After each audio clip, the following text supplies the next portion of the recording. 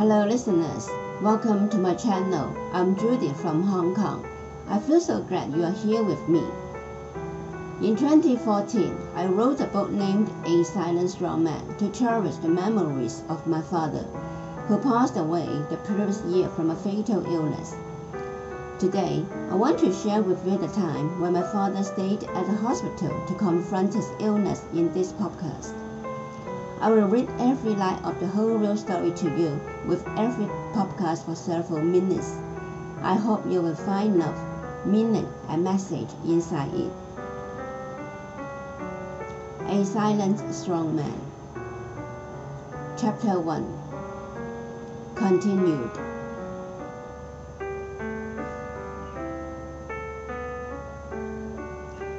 Amid all the episodes during the visit today, there was one I found so touching that it almost made me cry.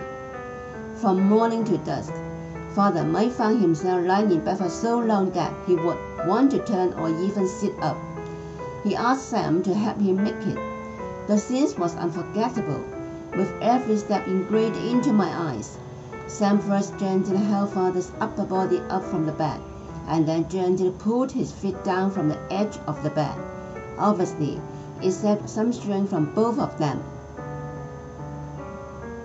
Father sat on one side of the bed with feet down, facing us and smiling contentedly at Sam and us.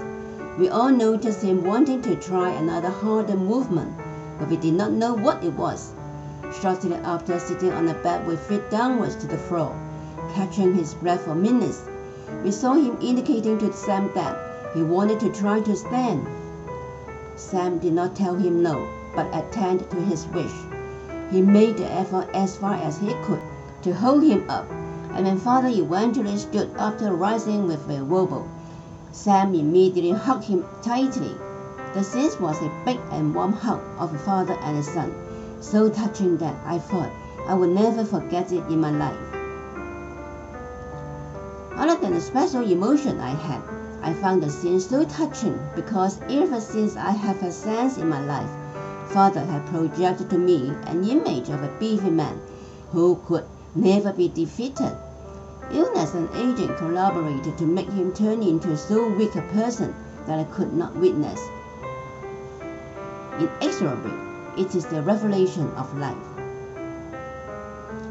When we were about to finish the dinner, we called the nurses at the hospital to see if Father had taken the noodles we ordered and wheeled the fireworks through the window. The fireworks were wheeled, but the noodles remained full. One of the nurses who frequently attended to Father replied to us with some humor.